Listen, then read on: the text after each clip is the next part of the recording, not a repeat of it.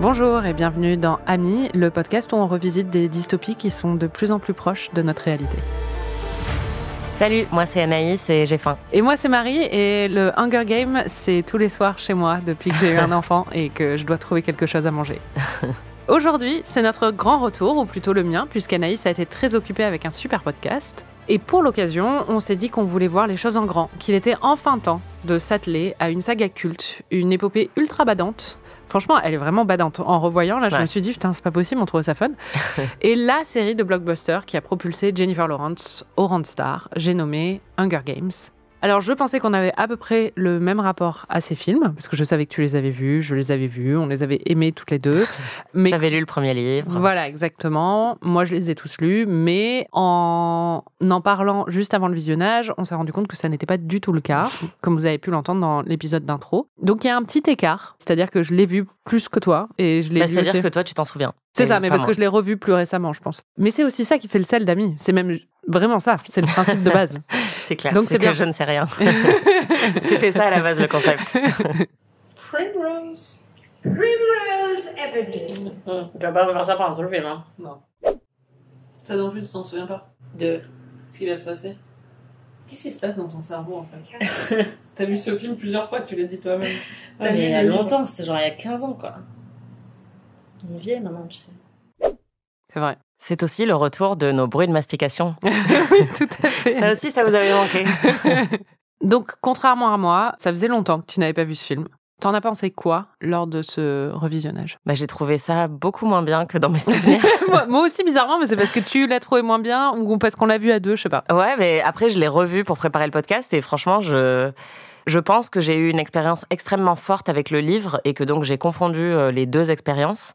Après, je me souviens que j'avais beaucoup aimé le film, mais après qu'on l'ait revu ensemble, je suis allée sur Letterboxd pour le loguer et mettre une note. Et je me suis rendu compte qu'à l'époque, j'avais mis 4 étoiles et demie sur 5. Ouais. Et j'étais là, meuf, t'as fumé quoi en fait? Enfin, la Anaïs du passé était vraiment beaucoup trop enthousiaste sur Hunger Games, quoi. C'est vrai que les livres sont vraiment très bons. Pour les avoir tous lus, il y en a des meilleurs que d'autres, tout ça, mais le premier, il est vraiment bien. Je l'ai relu plusieurs fois et c'est toujours un plaisir. Mais c'est vrai qu'en voyant le film, après je me suis demandé, parce qu'on était un peu pressés par le temps parfois en voyant le film ensemble, parce qu'il fallait que je nourrisse l'enfant. Mais du coup, je me suis demandé si c'était pour ça que je l'avais moins apprécié, parce que j'avais un petit stress par rapport à ça. Il y a quand même des trucs que je trouve cool dedans, mais c'est vrai que j'ai pris un peu moins de plaisir que d'habitude, quoi. C'est loin d'être un très mauvais film, enfin c'est loin d'être un mauvais film, mais c'est pas ouf, quoi. En fait, je pense que ça a vieilli. Et on va en parler, mais je pense que c'était hyper frais à l'époque où c'est sorti et que du coup, ça nous a aussi beaucoup marqué parce qu'on n'avait pas de point de comparaison. Et en fait, maintenant, on est dans un monde où on a eu Squid Game, où on a eu Game of Thrones. En vrai, on a eu énormément d'œuvres dystopiques, d'œuvres de young adultes et aussi beaucoup de violences très graphiques à l'écran et aussi des énormes projets. Enfin là, juste visuellement, je pensais à Wicked qui est sorti l'année dernière et qui a utilisé très peu d'écrans verts et qui a utilisé beaucoup de décors pratiques. Et en fait, là, les écrans verts dans Hunger Games, ça fait mal aux yeux, quoi. Il y en a vraiment beaucoup. Et je pense aussi que peut-être que le charme de Jennifer Lawrence opère plus au même niveau qu'avant. Oui, on est plus habitué aussi à sa marque de fabrique particulière, quoi. Après, ce qui est vrai, c'est que je me souvenais pas du niveau de violence qui est quand même sans merci pour une œuvre qui est destinée à un jeune public. Oh, c'est trop dur, c'est terrible. C'est vraiment cynique, hein. J'aime bien. Est-ce qu'il n'y a pas aussi le fait que le revoir aujourd'hui, c'est peut-être différent? On est dans un monde moins pur, entre guillemets, parce que le monde était déjà pas très pur à l'époque, mais là, on est vraiment dans une dystopie, donc... Oui, là, vraiment, regarder Hunger Games en 2025, c'est regarder un documentaire, en fait. Donc, Waouh. Toujours dans la mesure. En tout cas, ça me paraissait vraiment pas délirant d'imaginer que vraiment l'année prochaine, on serait en train d'espérer ne pas être tiré au sort pour aller se battre à main nue, dans une arène contre des gens de notre âge, quoi. De toute façon, c'est nous dans 3 ans. Hein. Bon, en tout cas, ce qui est bien, c'est que tu es au clair sur ce que tu ferais dans cette situation. C'est-à-dire pas grand-chose. C'est clair. C'est stressant. Moi, je dirais tout de suite tuez-moi, c'est bon. Trop la flemme, quoi. J'ai toujours détesté l'EPS, les trucs comme ça. Moi j'aimais bien les chasses au trésor. Ah putain. Enfin, tu sais, les courses d'orientation. Ah, T'aimais pas ça? Ah non. Ah, moi j'ai toujours aimé ça. Moi, ça me fout la flemme en fait. J'ai pas envie de me battre. Ouais, vraiment, moi, la balle aux prisonniers, c'est limite, je me portais comme volontaire pour qu'on m'élimine au premier tour, tu vois. J'étais là, en fait, je vais aller m'asseoir dans le coin, s'il vous plaît, tuez-moi. J'ai souvent ce sentiment face aux films de zombies. Je suis là, pourquoi vous voulez rester dans ce monde-là? C'est horrible. Tandis que Hunger Games, je comprends un peu mieux. Surtout si tu vas au Capitole, c'est sympa, en fait. Bah ça, c'est vrai que c'est cool, mais ouais, en fait, pour moi, les zombies, t'as une chance parce qu'ils sont plus lents que toi, alors que Hunger Games, quand je vois le niveau global de la compétition, je me dis, dans tous les cas, je ne survivrai pas, donc je vais même pas m'épuiser à courir dans les bois pendant 3 jours. Enfin, c'est bon, si je dois mourir, je dois mourir, quoi. Surtout si mes derniers jours doivent être dédiés à du camping sauvage, enfin, globalement, autant en finir tout de suite, ça ira plus vite. Anaïs, il est temps désormais de résumer ce film en 30 secondes et c'est à toi de le faire. Oui, bah en fait, Hunger Games, c'est un peu comme l'Eurovision, sauf qu'au lieu de chanter, il faut buter des mineurs. Il y a des tenues aussi assez folles. Et en fait, le Hunger Games, c'est un jeu télévisé. C'est-à-dire que tous les habitants de cet univers, qui s'appelle, j'ai oublié comment Paname. Panem, voilà. Panem. Ah oui, Panem, c'est chez nous. Comme quoi, tu vois, on est vraiment pas loin. Tous les habitants de Panem regardent sur des écrans cette compétition à mort entre 24 mineurs. Et à la fin, il n'y en a qu'un seul qui doit rester, donc il y en a 23 qui vont mourir. Et tout le monde peut voter pour son préféré, ou en tout cas se déclarer pour son préféré. Et donc, il y a aussi des jeux de mise en scène de la part des personnages, enfin des compétiteurs, qui vont se demander comment ils peuvent gagner la popularité de leur public. Donc, en cela, ça ressemble un peu à l'Eurovision, sauf qu'à la fin, ils meurent, quoi. Ouais, ou à Love Story. Enfin, moi, je suis restée bloquée à Love Story. Ouais, mais à Love Story, disons que c'est moins physique. Ils font que glander au bord de la piscine, ouais, tu vois. Ça, c'est plus ton genre de... Exactement. de compétition. Et donc, pour ceux qui auraient vraiment pas existé ces 20 dernières années, l'intrigue de Hunger Games, c'est que dans ce cadre-là dystopique, il y a une jeune femme qui s'appelle Katniss, qui se porte volontaire pour participer au jeu parce que sa petite sœur est une bolosse qui va forcément mourir si elle y va. Donc, Katniss se présente à sa place et elle se retrouve en compétition avec 23 autres personnes, dont un mec qui vient aussi de son district, qui s'appelle Péta, et qui est choupi. Normalement, c'est Pita, mais Anaïs insiste pour l'appeler Péta, mais moi, ça me va très bien, c'est rigolo. Bah, moi, ça me fait rire. Sa petite sœur, Bolos, elle a 11 ans, la pauvre. Ouais, c'est un peu une bolosse. Bon, d'accord. Elle est douce, quoi. Ouais, elle est très douce. Voilà. Est-ce que tu as des questions? Le fait que Pita, il bosse à la boulangerie quand même. Ouais. Et il s'appelle Pita. Est-ce que ses parents, ils s'appellent Hummus et Falafel ou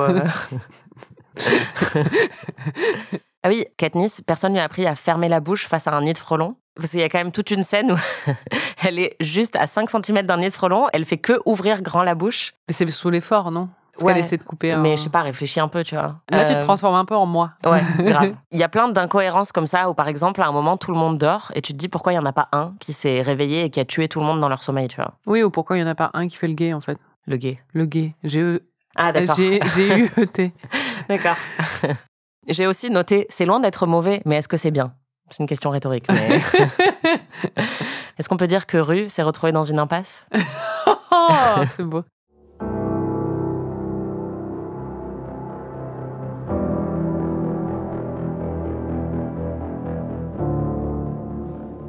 Bon, on va faire le tour d'horizon des personnages. On commence par Katniss, qui est jouée par Jennifer Lawrence. Comment tu la décrirais, Katniss? C'était une autre question que j'avais. Est-ce que tu penses qu'on peut la qualifier de pick-me? Non, c'est une cool girl, c'est pas une pick-me. Parce que c'est littéralement ce qu'elle fait au début du film. J'avoue. Oui, c'est vrai. Est-ce qu'on peut distinguer les pick-me des I volunteer as tribute? C'est une vraie question ou c'est une question rhétorique? Non, c'est une question rhétorique. Parce que je prends tes questions de façon beaucoup trop littérale.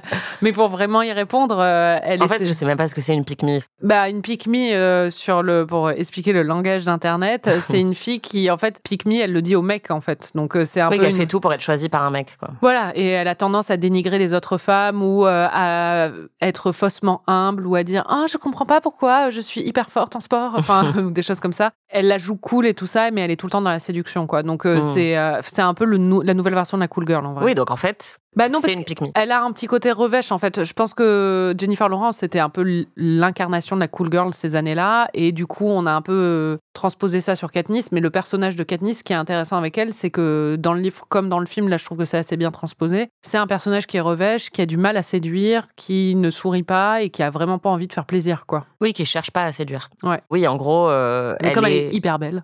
Ouais, c'est ça. Non, et puis...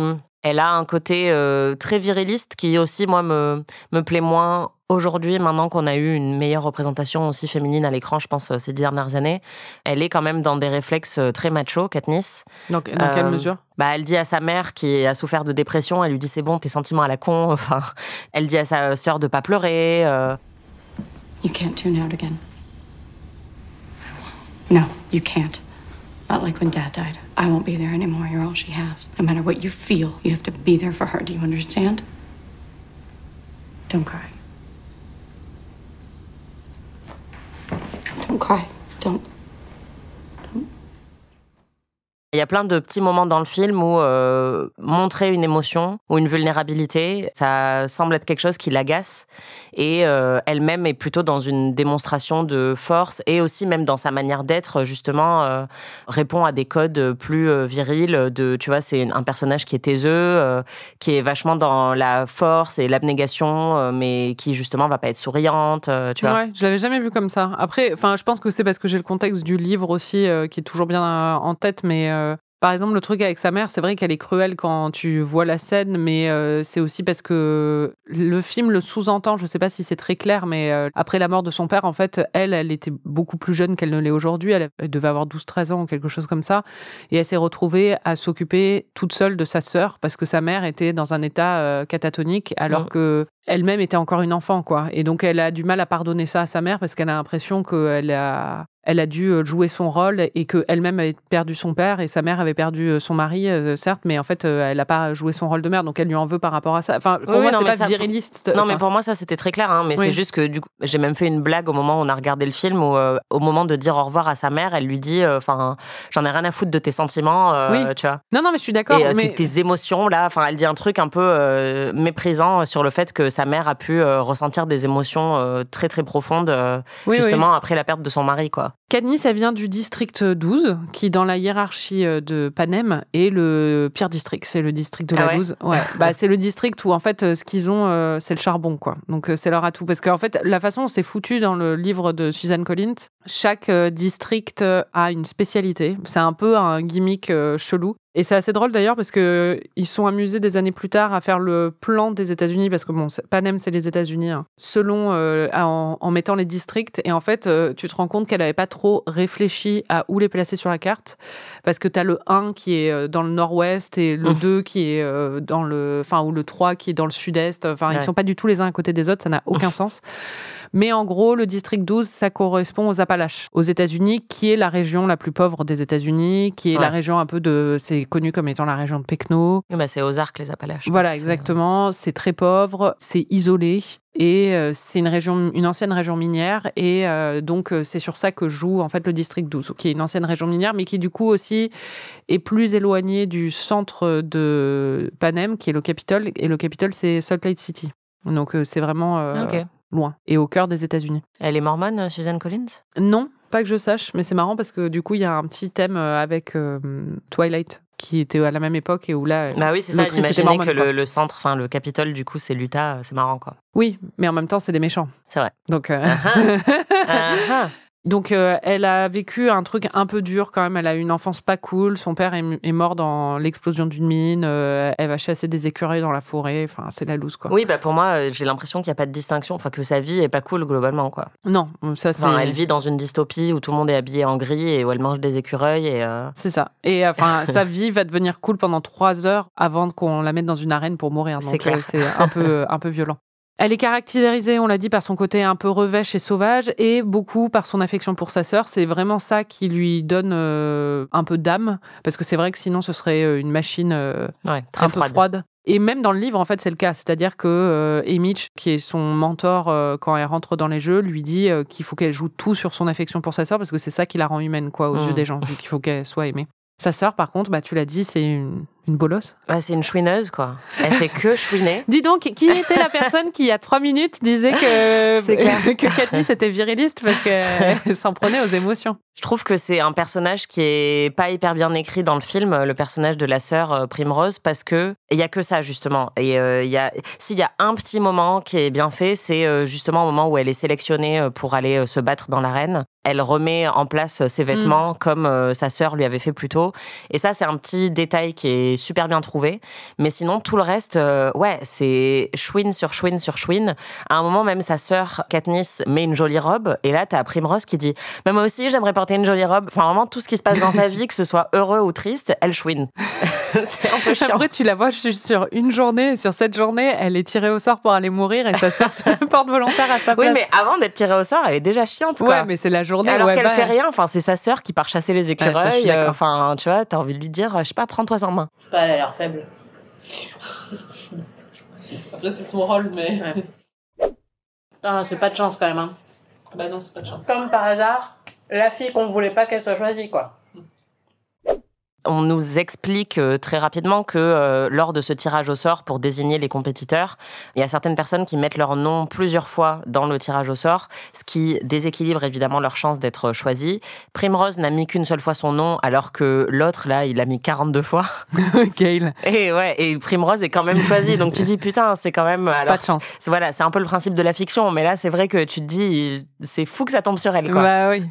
Bah, en même temps, c'est le principe du loto aussi. Hein. Parfois, tu joues plein de fois et tu l'as pas. C'est vrai, c'est vrai. Et du coup, pour protéger sa petite sœur chouineuse, Katniss va dire, bah non, je me porte volontaire, pick me, pour que sa sœur puisse être en sécurité et la regarder mourir à la télé. La très célèbre réplique, pick me. Exactement. Un volontaire à Tribute. Donc ça, c'est la vraie scène. La vraie citation, la vraie scène aussi. Comme on le voit, elle meurt vraiment de faim. C'est la famine.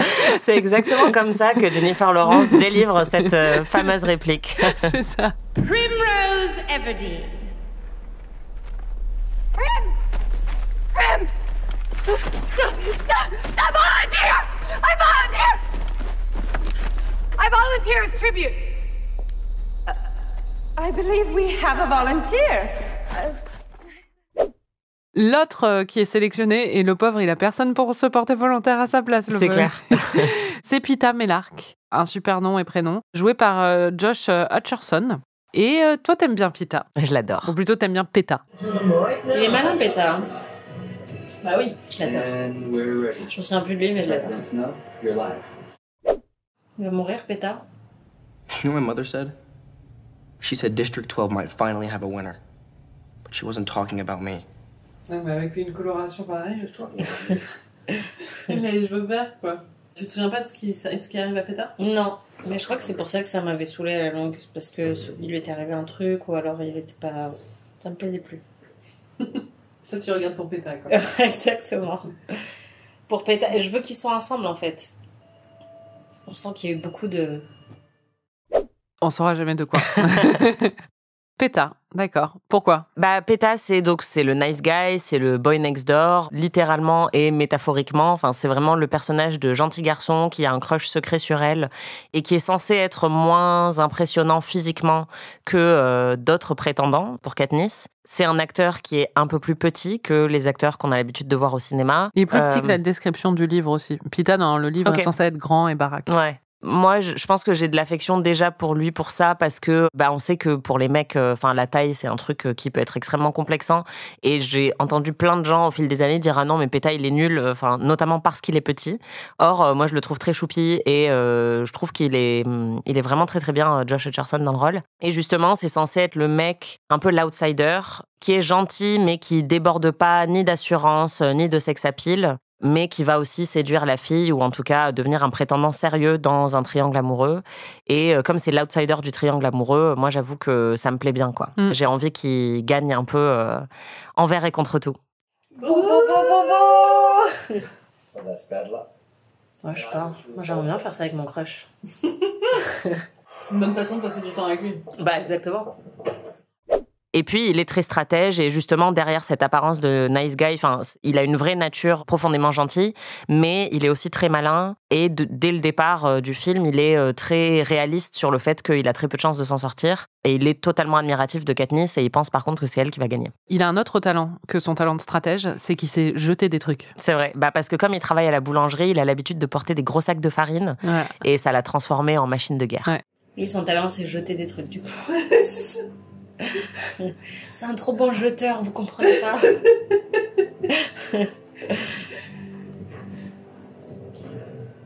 Wow. Il jette les grosses boules.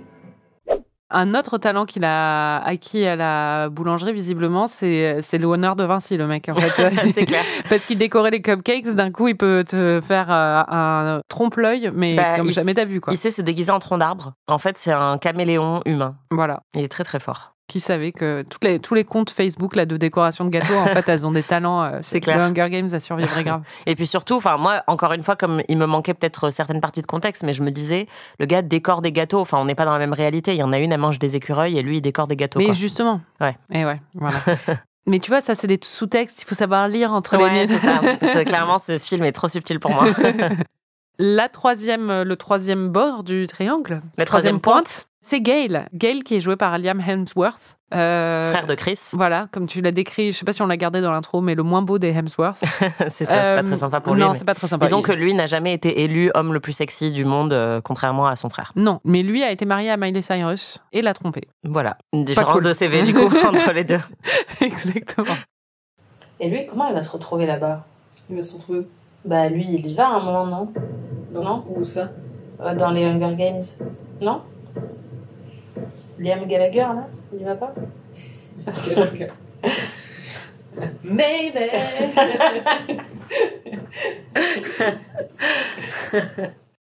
Pour moi, il n'y a qu'un seul frère qui s'appelle Liam dans le monde. Et c'est Liam Gallagher. Mais donc, du coup, oui, tu te souvenais plus trop de ce que faisait Gale. Il n'est pas très présent dans ce film et on le voit surtout faire la gueule, en fait. Comment tu le décrirais? J'ai écrit, c'est un tronc d'arbre aux yeux bleus. C'est vrai.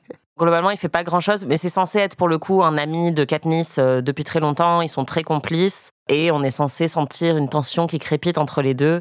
Et clairement, comme ils regardent les Hunger Games comme tout le monde à la télé, à un moment, ils voient Peta et Katniss s'embrasser et il est pas content, le bougre. Bah non, mais ça se comprend. Enfin, pourquoi? Parce qu'il veut la pécho? Bah de ouf. Ouais. On va entendre le moment où justement Katniss et Pita, désolée, je peux pas l'appeler Peta, s'embrassent pour la première fois et t'étais contente. Le bisou! Et ouais, t'as le seum. J'avoue que ce casting, moi, je le trouve pas ouf. Je crois que toi non plus, à part que je pense que t'aimes bien Josh Hutcherson, c'est ce que tu disais. Mais comment tu recasterais ces rôles si tu devais le faire? On s'est dit qu'on aimerait sans doute recaster les rôles masculins, puisque Jennifer Lawrence, pour le coup, c'était une révélation dans le film, elle est très très bien. Mais c'est vrai que dans un triangle amoureux, on a vu Challengers l'année dernière, tu vois. C'est vrai. On veut un peu mieux que Josh Hutcherson et Liam Gallagher Hemsworth dans les rôles. Oui, donc j'ai vachement réfléchi pour les recaster. Pour Peta, j'ai pensé à Andrew Garfield ou à Tom Holland. En fait, j'ai pensé au Spider-Man, tu vois, parce que c'est un peu le même type de rôle. C'est des mecs qui sont censés être guy next door, mais très charmants et quand même très mignons physiquement et qui pourraient choper la fille, tu vois, s'ils le voulaient. Sinon, j'ai pensé à Joe Dempsey, qui jouait dans Skins et qui jouait dans Game of Thrones. Ouais, et qui est pareil, qui a un peu ce genre de rôle dans Game of Thrones, qui va carrément avoir un crush sur Arya. J'ai aussi pensé, alors si on le faisait aujourd'hui, enfin il y a quelques années, à Timothée Chalamet, évidemment. Après, moi, le dernier auquel j'ai pensé, c'est Harris Dickinson, qui pour le coup est hyper imposant physiquement, mais qui a ce côté, il est très timide. Enfin, il a beaucoup de rôles où en fait, il joue des mecs assez discrets et très timides, et le mec déborde de beauté, mais en même temps, joue jamais le rôle du mec hyper séduisant et très confiant. Très bonne option. Là, vraiment très bonne option. Je dirais aussi, lui et Paul Mescal, ça pourrait aussi le faire en Pita. Ouais, grave. Mais le côté un peu doux et timide, mais qui au final est assez sexy, quoi. Ouais, voilà. Et qui, enfin, par exemple, Baby Girl jouait totalement sur cette image de Harris Dickinson. Et moi, après, j'ai un bon Gale, je crois. Ah ouais, vas-y. Jacob Elordi. C'est ce que j'avais noté pour Gale aussi. Je me suis dit clairement, là, pour le coup, c'est le mec qui est très imposant physiquement, qui a le physique parfait du beau gosse, mais qui en même temps a de la profondeur aussi et beaucoup de sex appeal, enfin, plus que Liam Hemsworth, je trouve. Il aurait été parfait. J'ai noté aussi Michael B. Jordan, en vrai, pour Gale. Ah, de ouf. Je pense que ça aurait super bien marché. Henry Golding aussi, je le voyais bien. Bon, maintenant, effectivement, il a pas cet âge-là, mais tu vois, ça aurait pu le faire. Et j'ai noté aussi à l'époque, parce que c'était 2012, il me semble, Hunger Games, Adam Driver, ça aurait pu le faire. Oh, ouais. Voilà, appelez-nous pour recaster vos films. Ceci dit, Pita, Adam Driver, même s'il doit être blond et tout ça, mais parce que lui, il soulève des poids lourds. C'est vrai. Il n'y a pas de problème. C'est vrai.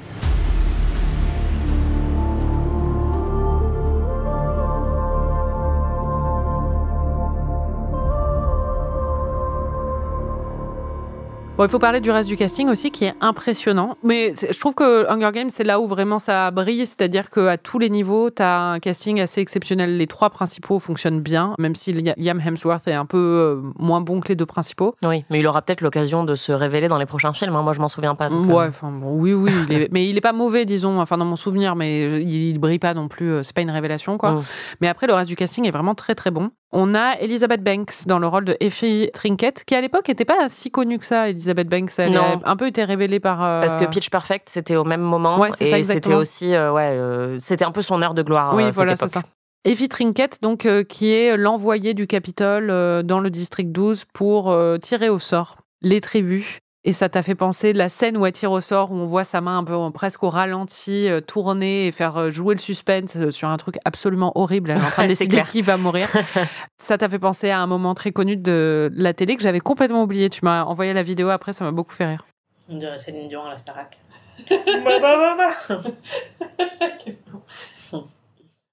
Oui, donc c'est un moment culte de l'histoire de la télé où Céline Dion, à la Star Academy, doit aussi tirer au sort la personne qui reste, je crois.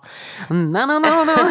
Voilà. Et en fait, elle a un saladier avec plein de boules et elle doit tirer la boule qui va révéler le sort des candidats de la Starac et elle joue le suspense, mais vraiment de manière insoutenable, en faisant des vocalises. Et c'est hilarant et elle a l'air complètement perchée. Et ouais, pour moi, c'était un peu la même scène.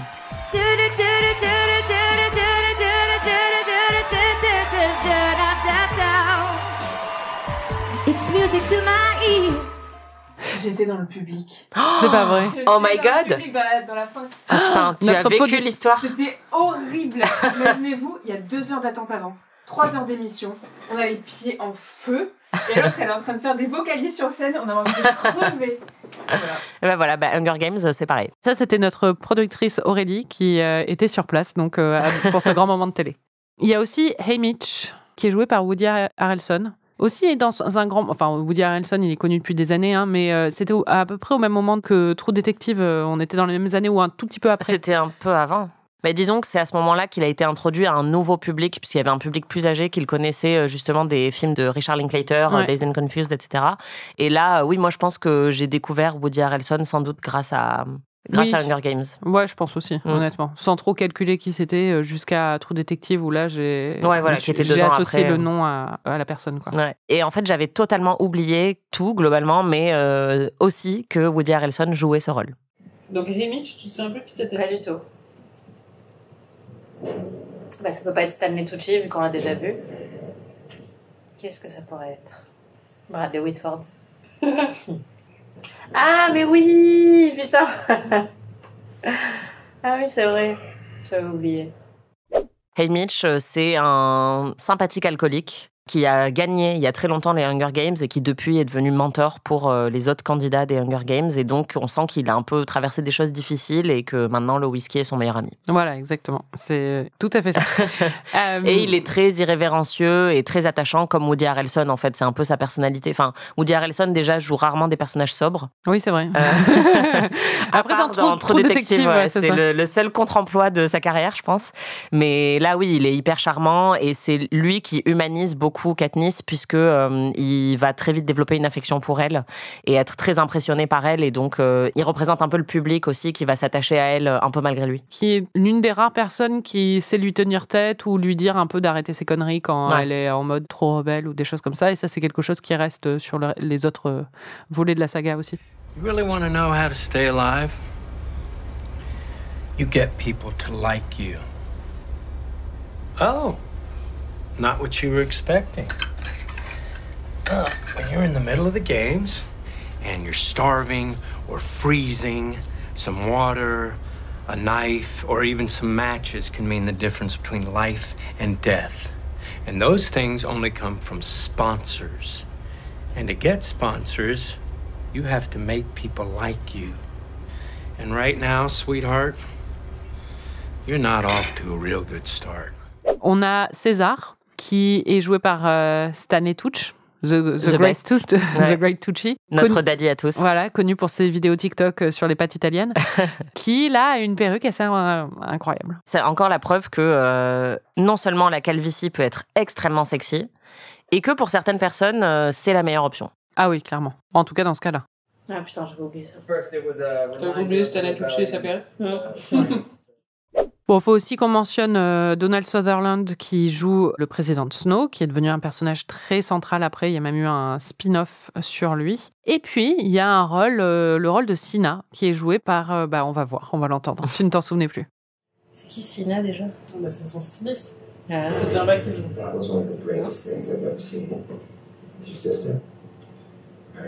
C'est Lenny Kravitz? Mais oui. MDR. T'avais oublié? Oui.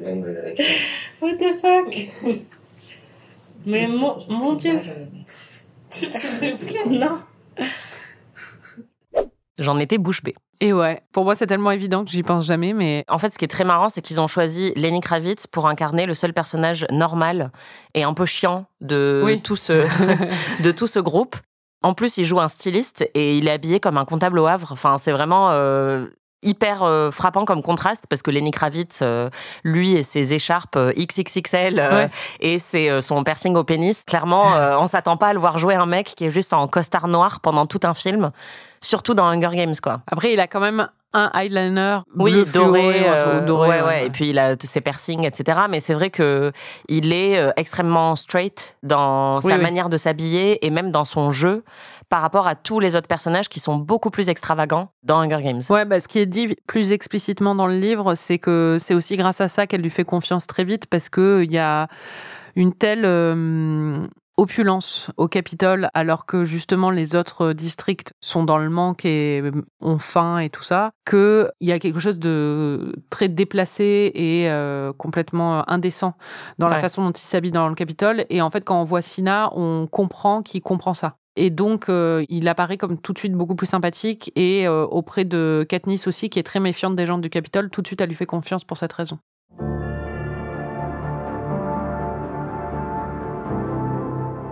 Moi, ma partie préférée du film, c'est les scènes entre son départ du district et son arrivée dans l'arène, quand elle découvre le Capitole. C'est-à-dire que quand elle est dans le train et après quand elle fait les émissions et tout ça. En fait, surtout le train. Ouais, le train, j'adore le train. Ah oui, je me souviens qu'elle va avoir une chambre trop stylée aussi. Bah ouais, ça, le train, c'est trop bien. C'est pour ça, moi, je fast-forward toute cette partie, tu vois, un peu. Quand ils sont pauvres, là, on s'en tape. C'est glauque de ouf et on a compris, en fait, elle est sélectionnée, machin, enfin, elle est pas sélectionnée, Et après, quand ils sont dans le train, c'est trop bien. Et tu te souviens qui est leur coach, l'ancien? Non, je me souviens de rien, Marie. Ça, c'est toujours ma partie préférée. Ouais, moi aussi. C'est pour ça que j'aime bien le 2, moi. Parce qu'ils font toute une tournée, tu sais. Ah ouais? Ouais, du coup, ils ont des nouvelles chambres d'hôtel à chaque fois. Bah non, c'est surtout qu'ils sont tout le temps dans le train. Ils sont beaucoup dans le train. Au début, après... J'aime beaucoup le train, oui. Déjà, le train est mon moyen de transport préféré. Si la SNCF veut qu'on fasse un partenariat dans mais grave, parce que ça me permettrait d'économiser énormément, parce que ça coûte tellement cher. Mais le train est mon moyen de transport préféré. J'adore, même j'essaie toujours de convaincre les gens pour faire des voyages en train en Europe ou des choses comme ça. Je rêve de prendre l'Orient Express, si vous m'écoutez, un sponsoring. C'est clair. Mais non, et puis ce train est très sympa. C'est un peu comme dans Snowpiercer, sauf que là, il n'y a que la partie riche, mais en gros, c'est vraiment... c'est un train de luxe ambulant. C'est un appartement de luxe sur rail, donc c'est assez cool. Surtout quand tu sors de District 12 où c'est vraiment la loose, quoi. Ouais. Il y a la scène de la pomme. Tu peux expliquer ce qui se passe? Oui, alors déjà, il faut savoir que Katniss a vraiment une vendetta envers les pommes. Elle attaque beaucoup de pommes dans ce film. C'est vrai. Et donc, à ce moment-là, avant de partir dans l'arène, ils ont des séances d'entraînement avec tous les compétiteurs. Le training montage est un peu nul, d'ailleurs. Et un par un, chaque compétiteur doit se présenter devant, je sais pas, des mecs riches, décisionnaires, en fait. Un jury, quoi. Ok. et leur montrer un peu leur talent. Et donc, elle, quand c'est son tour... Ah oui, parce qu'après, on va leur attribuer des points, ce qui permet de déterminer la popularité de chaque compétiteur et ce qui peut leur donner des avantages au fil du jeu. Et donc, Katniss arrive et elle doit leur montrer qu'elle s'est tirée à l'arc, puisque c'est un peu tout son truc, elle tue les écureuils. Personne la regarde, c'est vraiment... une dénonciation de tout ce peuple très riche qui, en fait, ne s'intéresse même pas aux compétiteurs de leur propre jeu. Et pour attirer leur attention, elle va tirer une flèche dans la pomme d'un cochon de lait. Et c'est assez stylé. Ouais. Ouais.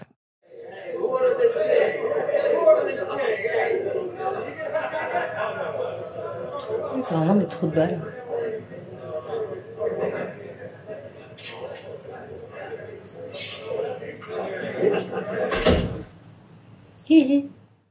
Wow. Voilà, c'est le degré d'enthousiasme que à l'image cette scène de a cette scène, en suscité, fait. ouais. Pendant toutes ces séquences, il y a tout un truc autour des robes en feu. Je trouve que c'est un des trucs qui a le plus mal vieilli. Bah en fait, les effets spéciaux sont vraiment kitsch aujourd'hui et on voit les fonds verts. Enfin, c'est toutes ces scènes en fait de parade et toutes les scènes de foule en fait sont hyper mal faites. Le principe, c'est qu'il y a une parade avec les tribus de chaque district représente un peu la culture de leur district. Et d'habitude, le district 12, ils sont habillés en minier. Sauf que là, Cinna, il a une meilleure idée que ça. Il va les habiller en feu, en flammes. Donc ils sont habillés tout en noir. Il y a des flammes qui partent. Et enfin, c'est la sensation, quoi. Ouais, c'est censé être stylax. Waouh! C'est tellement neuf. Waouh, ils sont en feu! Damn, girl! Congratulations. I thought they hated me. They must have liked your guts. To Katniss Everdeen, the girl on fire! Oh, this girl is on fire! Tu penses quoi de la mise en scène du film ? Je pense que c'est ça qui m'a un peu désarçonnée. J'avais plus du tout ce souvenir-là. Mais en fait, il y a une volonté de mise en scène immersive, avec beaucoup de caméras à l'épaule, caméras parfois un peu tremblantes, notamment dans les scènes d'arène, mais pas que. Comme si, justement, ils voulaient amplifier l'effet documentaire. Et je pense qu'on a été beaucoup plus habitués depuis, dans les récits dystopiques, à avoir une mise en scène hyper cadrée, hyper léchée, avec des plans fixes, tu vois, très travaillés, des cadres très travaillés. Là, il y a quelque chose de beaucoup plus naturaliste dans la forêt. Voilà, ça gigote dans tous les sens. Et à côté de ça, on a ce qu'on appelle des Dutch angles. Donc, je crois qu'en français, on dit des plans cassés ou débulés. Et c'est quand la caméra penche légèrement d'un côté, enfin que la caméra semble désaxée. Donc, ce qui va amplifier évidemment le sentiment de malaise pour le spectateur. Donc, je trouve que c'est une mise en scène qui est assez intéressante parce que je m'attendais pas du tout à ça. Dans mes souvenirs, il y avait quelque chose de beaucoup plus net dans la manière dont la dystopie Hunger Games était représentée. Et là, pas du tout. On est vraiment dans quelque chose de beaucoup plus foutraque, mais qui marche plutôt bien. Après, je dirais que c'est pas non plus un film qui est super impressionnant visuellement, et notamment aussi parce qu'il a mal vieilli sur tout l'aspect effets spéciaux. Effets spéciaux et colorométrie aussi, c'est très année 2010, le côté bleu-gris, quoi. Il y avait vraiment un filtre sur tous les films sérieux qui étaient comme ça, et là, t'as vraiment ça. Le gros accomplissement du film, je pense, et ce qui en est resté, c'est la création visuelle de l'univers, justement, du Capitole, et notamment les maquillages, les décors, les coiffures et les costumes très criards, mais qui sont censés représenter la mode de Panem. Et c'est à la fois très extravagant, comme tu le disais, très opulent et très dérangeant. Et je trouve que là-dessus, ils ont fait un très bon boulot, c'est-à-dire que c'est des teintes assez déplaisantes, c'est beaucoup de vert, de rose, un peu criard et agressif. Mais en même temps, on sent que c'est la pointe du chic pour les habitants de Panem. On l'a pas dit, mais c'est sous-entendu dans les livres comme dans le film, je trouve. Panem, c'est un peu Rome, quoi. Enfin, c'est la Rome antique avec les jeux, justement, et le cœur d'un empire qui oppresse et qui va chercher un peu de la poudre à canon dans ces contrées un peu plus éloignées, quoi. Ouais. Donc, c'est... et même au niveau avec le Capitole, voilà. De toute façon, voilà, la référence est assez... Oui, assez claire. Ouais.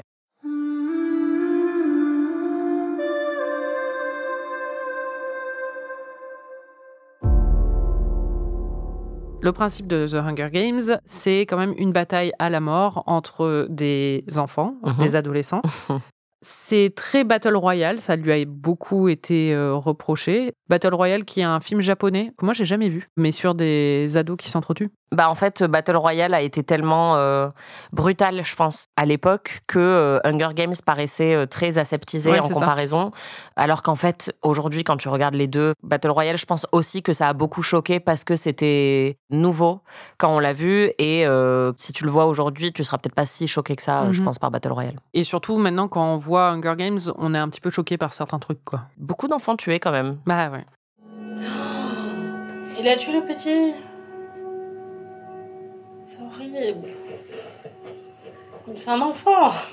Mais oui, c'est le principe de Hunger Games. Donc, on va dans l'arène. Et ils sont en compétition face à tous ces autres membres des districts. Ce qu'il faut savoir, c'est qu'en général, les districts, il y a des districts qui sont plus riches que d'autres. Et dans les districts qui sont plus riches, ils sont affidés un peu au Capitole. Et donc, les jeunes sont éduqués à devenir des tribus et à aller combattre dans l'arène. Et c'est considéré comme un honneur d'aller combattre dans l'arène. Donc, il y a des centres de formation carrément. En général, les gens qui gagnent le Hunger Games, c'est des gens issus des 3 premiers districts, les districts 1, 2, 3, quelque chose comme ça, je crois. Et après, les autres, il y en a certains dans les districts du milieu qui peuvent gagner. Mais en général, le district 12, c'est pas pour rien qu'il y a juste Hamish qui est là pour mentorer. C'est parce que c'est le seul qui ait jamais gagné. C'est vraiment un district de gros losers, quoi. Ils y vont vraiment pour mourir, les pauvres. Et ça, c'est des choses qui sont mentionnées rapidement. Mais c'est vrai que ce qui manque, tu l'as souligné, j'y avais jamais trop pensé, mais pendant le visionnage, tu l'as dit, c'est que les autres compétiteurs sont pas trop développés. Moi, c'est ça que j'aime bien dans les autres films. Tu verras, c'est un peu plus le cas. Mais là, c'est vrai qu'on les connaît pas trop, quoi. C'est pour ça que je faisais la comparaison tout à l'heure. Maintenant qu'on a vu une œuvre comme Squid Game, sur l'écriture, c'est extrêmement bien construit parce que justement, on a plein de personnages qui vont être un peu plus développés alors qu'on a plus d'une centaine de participants. Et il y en a certains qui vont mourir en cours de route et ça nous affecte beaucoup plus, même quand ils sont méchants, parce que on a un peu découvert leur personnalité, pourquoi ils sont venus se battre dans Squid Game. Et là, c'est vrai que le film rate totalement ça. Un autre problème quand même, et ça c'est toujours quelque chose qui m'a marqué dans ces livres en général, c'est que on protège beaucoup Katniss, Susan Collins protège beaucoup Katniss de toute implication morale négative, c'est-à-dire que elle se retrouve quand même dans une arène où elle est censée, pour survivre et pour gagner, tuer d'autres personnes. Elle dit elle-même qu'elle veut gagner. Elle tue pas grand monde, c'est-à-dire que c'est limite il se casse la cheville devant elle et c'est oups, c'est ça. Il est mort. Ce qu'elle tue, elle le fait indirectement ou en tout cas elle utilise des outils où on ne la voit jamais tuer quelqu'un en lui tranchant la gorge, en le poignardant ou en le frappant ou des choses comme ça. C'est des abeilles, des frelons ou c'est une explosion ou à la toute fin, il pousse le dernier compétiteur sur le bord où il y a des chiens, des énormes chiens, je sais même plus comment ça s'appelle, mais qui vont le tuer. Mais du coup, on la voit jamais commettre l'irréparable en tout cas. Oui, déjà, elle les laisse beaucoup s'entretuer. C'est ça, oui. Après, c'est sa stratégie. Dans le livre, c'est un truc qu'elle fait consciemment, quoi. Mais c'est vrai que du coup, ça enlève un petit peu d'enjeu aussi dans le film. C'est ça, c'est que non seulement, spoiler alerte, elle ne va pas mourir. Non seulement Peeta ne va pas mourir, mais en plus, ni l'un ni l'autre ne va commettre des choses.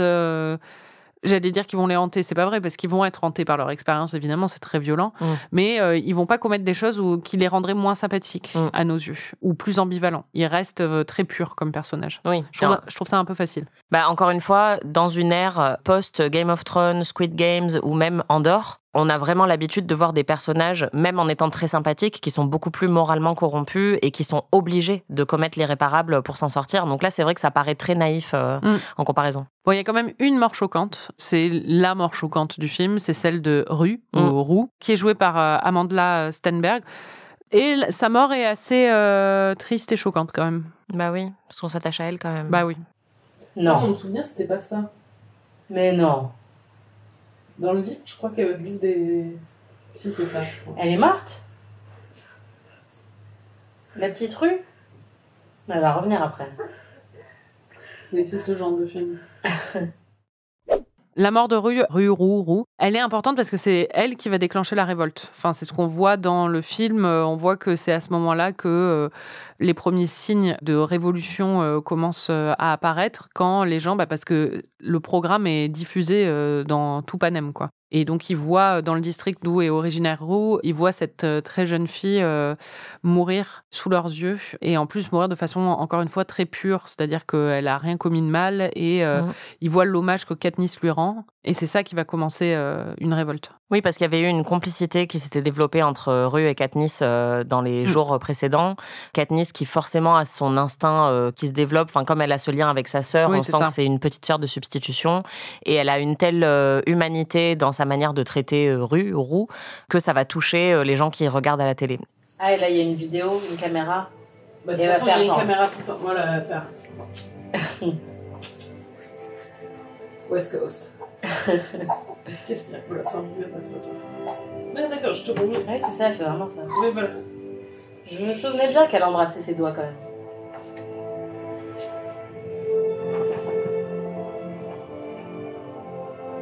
Ah, c'est trop beau. Ça y est, ils vont se révolutionner. Ouais, c'est ça le début. Ah. C'est vrai que Rue, elle est importante. J'avais oublié. Je trouve que la scène de révolution, pour le coup, c'est la meilleure du film. Je la trouve très émouvante, la musique est très très bien. Et c'est justement dans un film où je trouve qu'il y a assez peu d'émotions, qui est un peu trop dépouillé dans l'écriture, qui va pas appuyer sur certaines ficelles attendues. Là, ce moment, il est très très émouvant. Il est très émouvant, mais visiblement, toi, t'as pas trop envie qu'il y ait une révolution. Moi, ça m'a fait saouler la fin, ça faisait la révolution là. Et moi, j'aime bien. Je trouve que ce moment fonctionne très bien. Ouais, c'est ça. Les décors sont plus jolis, alors qu'après, quand il y a la révolution, tout est détruit. C'est le chaos, il y a de la poussière. Ensuite, il y a le développement évidemment du rapprochement entre Katniss et Peeta qui est intéressant parce qu'il est ambivalent, c'est-à-dire qu'on comprend que pour Katniss c'est aussi une façon de gagner et c'est intéressé. En fait, elle veut se rendre sympathique. Peeta, lui, a vraiment un crush sur elle. Oui, et puis c'est un peu une romance de prison pour Katniss, c'est-à-dire qu'il est là, donc why not, mais tu sens que ça. Si elle avait de meilleures options, c'est peut-être pas vers lui qu'elle se tournerait. Quoi. C'est ça. Et enfin moi, c'est toujours quelque chose que j'ai bien aimé avec Hunger Games, parce que pour le coup, je trouve qu'il n'y a pas d'ambivalence morale dans le rapport aux morts ou des choses comme ça, ou aux actes un peu horribles qui peuvent se commettre dans l'arène. Mais dans le rapport amoureux, on sent que Suzanne Collins, elle a mis un petit triangle amoureux au milieu pour faire plaisir aux gens, mais qu'elle en a un peu rien à faire. Et du coup, ça manque un peu de romantisme, mais c'est ce que j'aime bien, parce que je trouve que dans un livre de YA, c'est plus intéressant, pour une fois, d'avoir une héroïne qui est pas définie par ça, quoi. Qui est la plus cynique des deux, et c'est ça qui est bien dans la dynamique avec Peeta, c'est que c'est lui qui est le plus sensible et elle qui est assez désintéressée en fait romantiquement. Oui, et puis enfin vraiment à l'époque on avait quand même Twilight, on aime bien Twilight, vous pouvez écouter les épisodes sur Twilight, on trouve ça très drôle et tout ça, enfin de façon parfois au second degré, mais c'est grandiose Twilight. Voilà, exactement. Mais ça fait du bien quand même d'avoir une héroïne qui est pas en pamoison en fait devant son mec, quoi. Mais non seulement en pamoison, mais en plus Bella n'est définie que par sa relation avec Edward. Tout ce qu'elle fait est par rapport à Edward et on ne... Et son odeur. Sa très forte odeur de sang. Elle ne fait jamais rien dans ses livres qui ne soit pas lié à Edward. Ouais. Aucune de ses aventures n'est pas liée à Edward. Donc au bout d'un moment, là au moins, c'est très secondaire et moi je trouve ça assez plaisant. T'avais le souvenir d'une fin très impressionnante à ce film, je sais pas pourquoi. Moi non plus. Hein. Et je pense que c'est vraiment le livre. En fait, je pense que je me souviens des dernières pages. Et pour le coup, c'est littéralement un page-turner. Enfin, j'ai dévoré ce livre. Ouais, moi aussi. Et en fait, je me souviens de l'exaltation physique que j'ai ressentie en lisant le dernier chapitre où je pouvais plus m'arrêter. Et où, tu sais, c'était frénétique, quoi. Et je pense que, arrivé à la fin du livre, je pense même que je t'avais écrit pour te dire, ouais, j'en reviens pas, c'était incroyable. Et je pense que j'ai mélangé cette expérience-là avec celle du film parce que la fin du film, un peu pourri, quoi. Ouais. Ils vont pas s'embrasser au moment où ils gagnent? Si, non. Je me souviens plus. Je me souviens, ils sont dans un cercle où ils sont très proches comme ça, non? Ils arrivent au milieu d'une plateforme et c'est hyper... Exaltant. Exaltant, exactement. Je me souviens d'avoir été très exaltée. Voilà, c'est fini. Au revoir, à la semaine prochaine. T'as hâte de voir la suite? Je suis curieuse. En fait, l'avantage, c'est que comme là, j'ai vraiment revu à la baisse mon appréciation de ce premier film, je suis plus enthousiaste pour voir les autres en espérant qu'ils vont être mieux. Mais j'ai très très peu de souvenirs. Je me souviens juste d'une scène genre dans un bunker avec Philip Seymour Hoffman et des scènes où il y a des cendres un peu dans la rue, où genre c'est un peu la destruction et tout, et c'est sale. Mais à part ça, j'ai aucun souvenir de ce qui se passe. Je me souviens que j'avais pas été hyper fan, mais du coup, je ne peux qu'être un peu plus séduite. C'était Ami, merci Anaïs. Merci Marie. Et merci à vous de nous écouter toutes les semaines, à nouveau. Merci Marie d'être revenue. Oui, je suis de retour. On se retrouve la semaine prochaine pour de nouvelles aventures et pour découvrir le 2e volet de Hunger Games, qui s'appelle Hunger Games Embrasement. J'espère que ça te plaira. Moi aussi. Vous pouvez retrouver tous les épisodes d'Amis sur slate.fr ou votre plateforme de podcast préférée. Si vous découvrez ou redécouvrez ces classiques 90s en même temps que nous, n'hésitez pas à partager vos impressions sur notre compte Instagram Amis le podcast. On adore vous lire. Si vous avez aimé cet épisode, vous pouvez nous laisser 5 étoiles et un petit commentaire où vous pouvez nous hyper auprès de tous vos amis. On se retrouve la semaine prochaine pour de nouvelles aventures. Salut! Salut! Amis est un podcast d'Anaïs Bordage et Marie Telling, produit par Slate Podcast. Production éditoriale, prise de son et réalisation, Aurélie Rodriguez. Ça,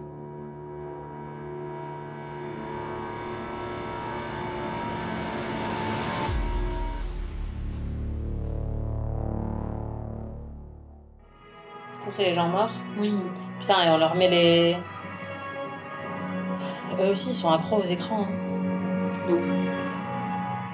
Toi, t'es en train de dormir tranquille sur ton arbre, et là, on te fait un service nécro de tous les gens qui sont morts. Et dedans, c'est genre un mot de sa mère.